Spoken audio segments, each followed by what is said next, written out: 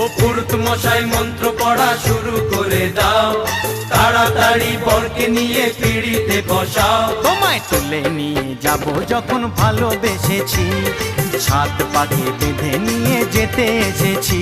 আরে তুলে নিয়ে যাব যখন ভালোবেসেছি, সাত পাকে বেঁধে নিয়ে যেতে